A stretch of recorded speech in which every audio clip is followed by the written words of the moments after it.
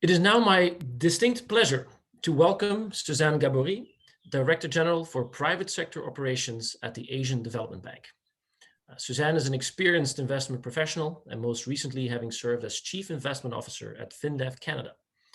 Her work at the Asian Development Bank will make a big impact on the lives of many, as a private sector operations division focuses on creating access to financing and also on gender equality. Of our global audience today, over 30% is from the Asian Pacific region.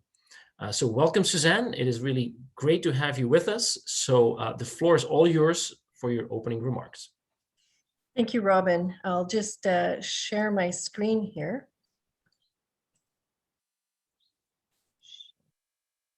And hopefully, there we go. All right, I hope you can see that properly. Yes. Good morning, good afternoon, good evening, everyone, wherever you are for this virtual event. It seems to be a common thing for right now. And it's a pleasure to be here to talk to you about what we're doing at the Asian Development Bank. So the Asian Development Bank has been around for more than 55 years. It was conceived in the 1960s as a financial institution that would be Asian in character and foster economic growth and cooperation in one of the poorest regions in the world, with a population of some 4.3 billion. Despite the region's many successes, it remains home to a large share of the world's poor. Some 263 million people are living on less than $1.90 a day, and 1.1 billion on less than $3.20 a day. There are some 31 member countries which are involved and covering the span of Asia Pacific, with 68 countries that are involved in the bank.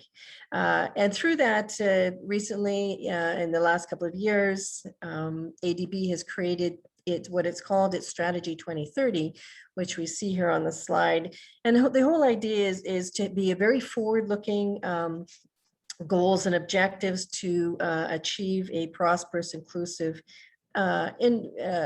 economic area within Asia and the Pacific, and while sustaining efforts to eradicate this extreme poverty.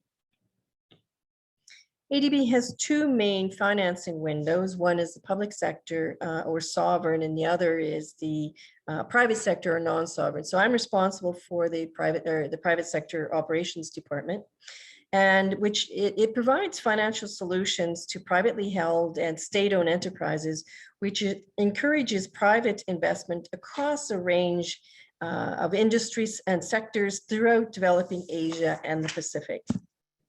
What does this mean? Is that all investments must be financially sustainable, not only from a pure bankability point of view, but from an impact point of view. And we do this by providing debt and equity solutions, including indirect equity through funds. Financing private sector companies, financial institutions, sectors across a broad range in infrastructure, with a strong focus on clean and conventional energy, including water and wastewater management, transportation, and information and communications technology. So it kind of gives you a little bit of an idea of the breadth of what we're doing, in addition to agribusiness, education, and health. One of our objectives is to mobilize third-party capital by attracting other financial intermediaries into the investment, as well as through enhanced credit enhancement products, including partial credit guarantees, partial political risk guarantees, and risk transfers. We also administer third-party funds on behalf of donors in the market, and also manage concessional or blended finance funds as well. We provide technical assistance for project preparation and capacity building, meaning building skills on the ground, and we actively manage our portfolio to ensure financial sustainability with high development impact and compliance with environmental, social, and governance standards. So that's a lot of words. We try to do this on a best basis. We're trying to provide the best possible investments for our investors, and for our shareholders, as well as, most importantly, for the people on the ground. So this kind of gives you a little bit of a snapshot of Strategy 2030, which I had mentioned, and it looks at the private sector operations. I apologize if some of the words are a little bit small, but it defines the operational priorities of the bank.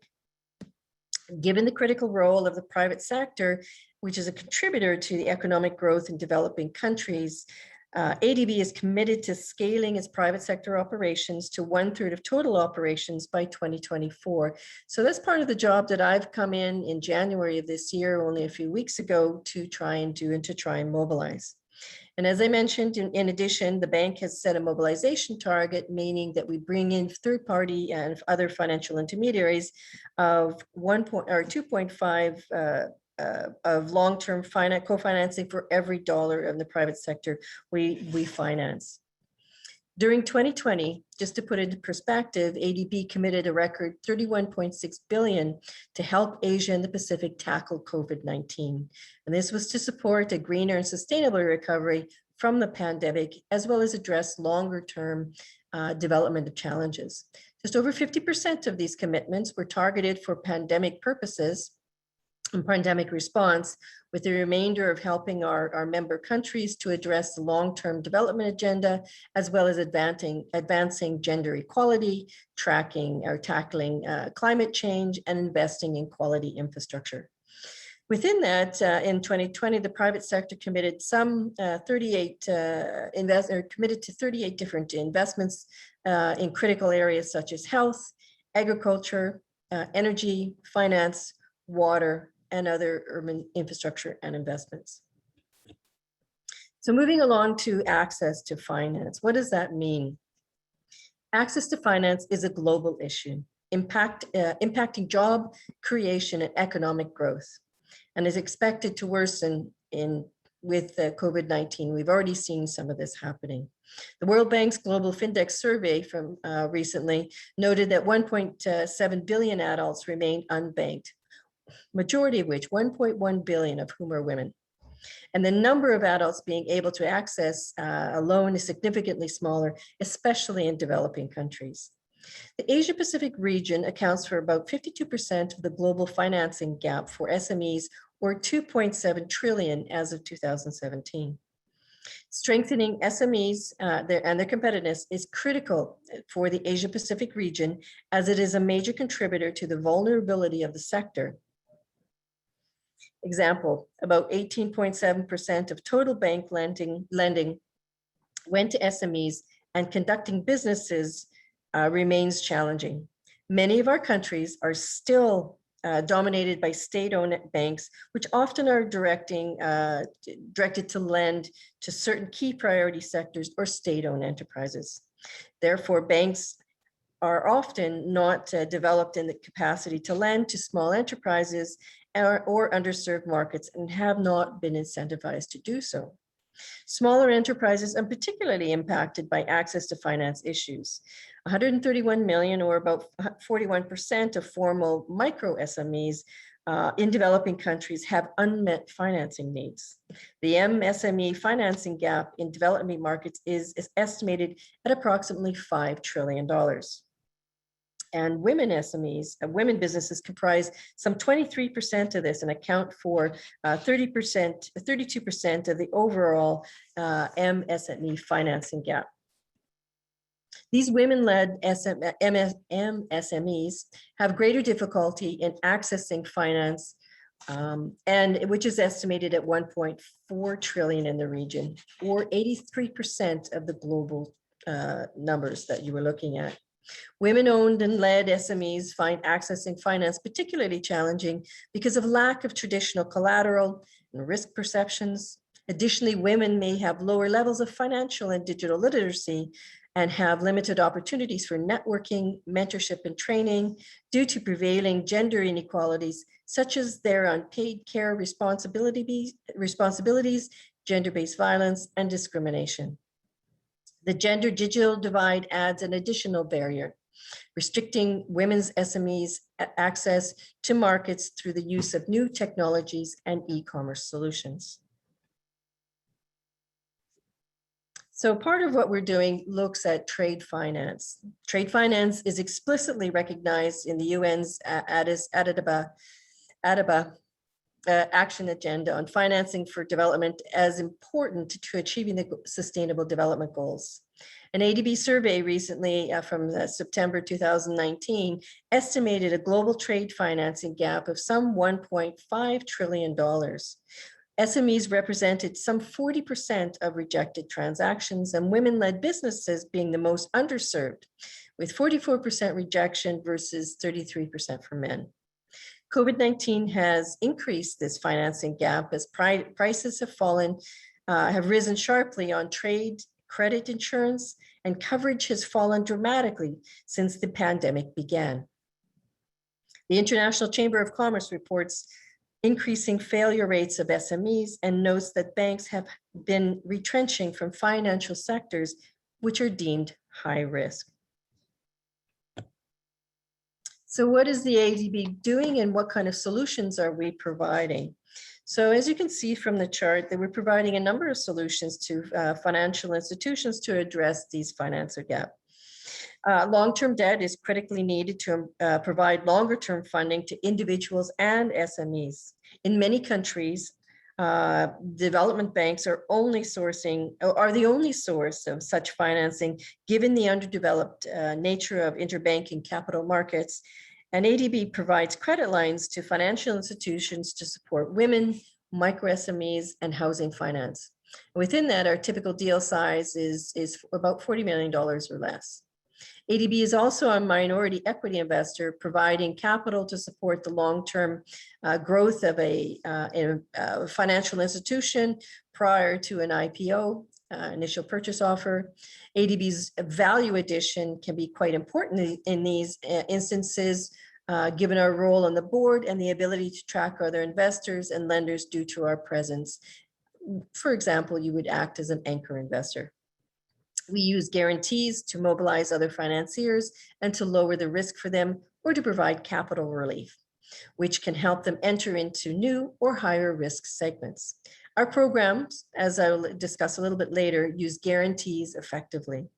And lastly, we provide technical assistance grants, which are highly valued by our clients. We help them to strengthen their environmental and social standards, pilot new projects, reach more women borrowers, and improve their digital finance capabilities. We have a number of different programs that we try and run this through, and this just provides you with a highlight of the kinds of things that we can do. So our trade finance and our supply chain finance programs provide credit and risk-sharing support through various instruments. And these programs have been an excellent response vehicles because they implement support quickly through a network of deep and active relationship with banks in our emerging market countries and around the world. The trade finance program works with banks to provide loans and guarantees to reduce the trade finance gap. We've seen that increase during the COVID period. And for example, last year, the trade finance program supported over 7,000 transactions, including over 2,000 SME transactions, which is a 50% increase from the year prior, which is valued at some 5.8 billion and boosting growth and creating jobs across Asia. The microfinance risk participation and guarantee program broadens access to finance by facilitating local currency funding for microfinance institutions and or non-bank financial institutions in our developing countries. Working with partner banks, the microfinance program offers credit enhancement products of typically 50% of their partner banks' loans to microfinance institutions. And since 2010, the microfinance program has facilitated some 1.48 billion in financing for microfinance institutions on lending and has reached more than 7 million individual borrowers. Women living in rural and peri-urban areas compose around 95% of those supported, with loans averaging less than $400, making the program highly gender inclusive and centered on building rural livelihoods. Moving on to gender and what we're doing. Gender mainstreaming is guided by ADB's overall policy on gender and development, which was created quite a number of years ago. And it's one of the 7 operational priorities, which is included on our strategy 2030 as operational priority number 2, which is accelerating progress on gender equality, which recognizes that gender equality is critical in its own right, as well as in helping realize socioeconomic development in the Asia-Pacific region. The 5 strategic operational priorities through which ADB contributes to its gender equality operations across sectors and the thematic groups include women's economic empowerment increased, gender equality in human development enhanced, gender equality in decision-making and leadership enhanced, women's time poverty and drudgery reduced, and women's resilience to external shocks strengthened. For each of these 5 pillars, ADB has defined a set of indicators, the sub-pillars on the slide, which track results on how the bank will help its member countries address gender gaps and generate quality opportunities for women and girls. For example, ADB supports decent and productive jobs for women and greater financial inclusion for women through increased access to loans, business skills, financial literacy, mentoring, and networking support.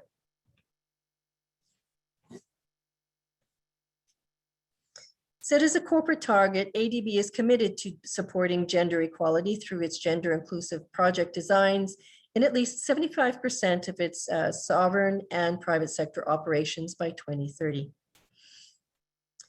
Through our operational plan priority 2, this sets an ambitious entry target according to the 4-tiered gender categorization system, which I just described. ADB monitors this development results of its operations and reports on its contributions to the Sustainable Development Goals. In addition, the bank produces an annual report on development effectiveness, which includes results delivered by the active private sector portfolio.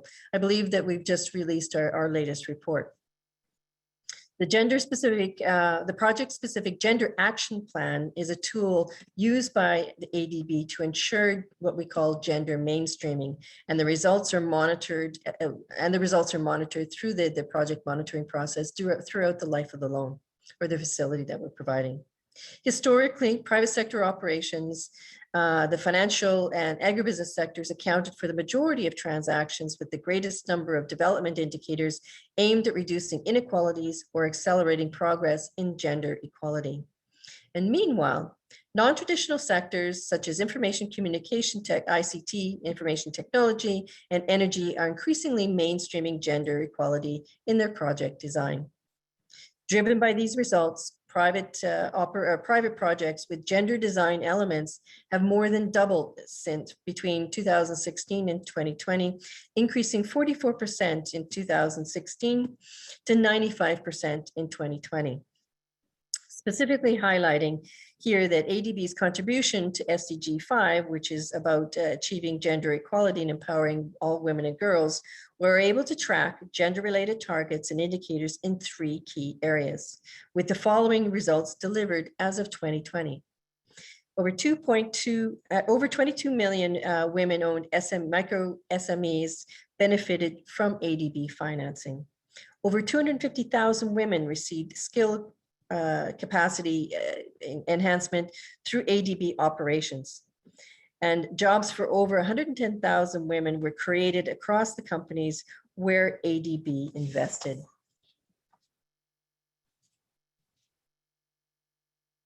So this slide illustrates what gender design means in private sector operations with 3 projects approved. These are 3 projects which were approved in 2020, which illustrates this. So for example, in Georgia, ADB is supporting Credo Bank to sustain its financing capacity for women-owned SMEs and micro-entrepreneurs during the pandemic.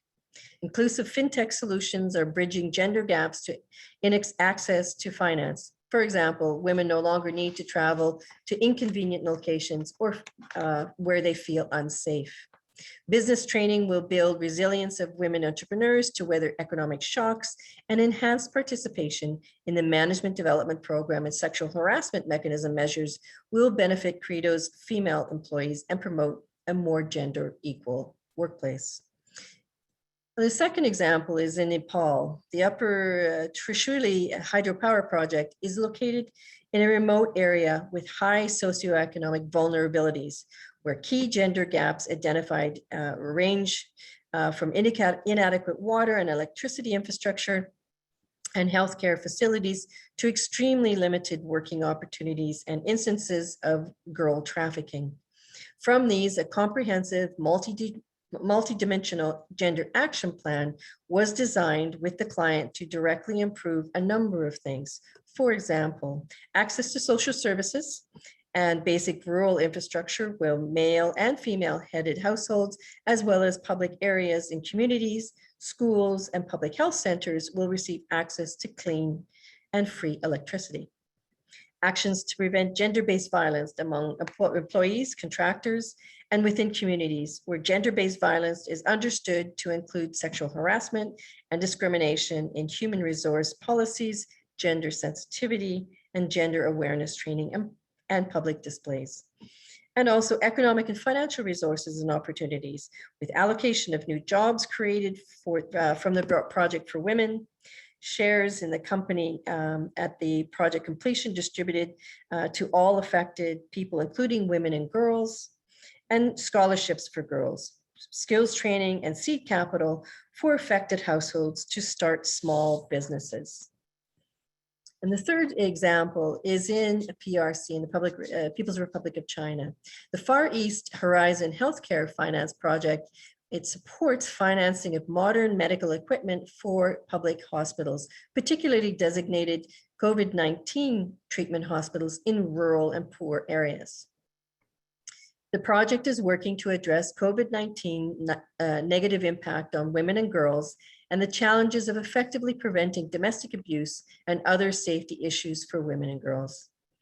It does this by focusing on improving readiness for managing COVID-19 outbreaks and supporting gender-based violence victims, and promoting implementation of anti-sexual harassment policy and supporting procedures in hospitals, as well as guidelines and annual training for frontline health workers on how to identify and support gender-based violence victims.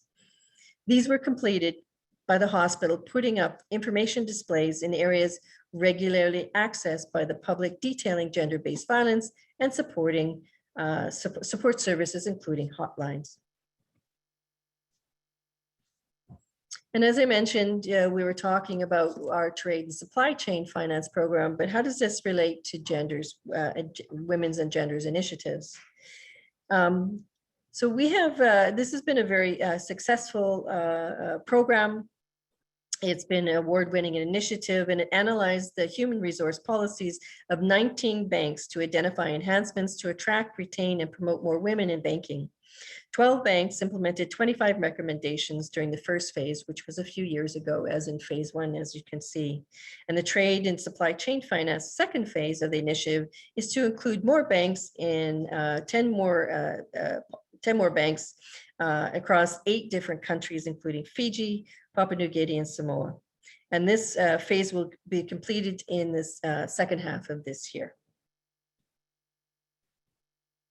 And so what else are we doing within this different sector?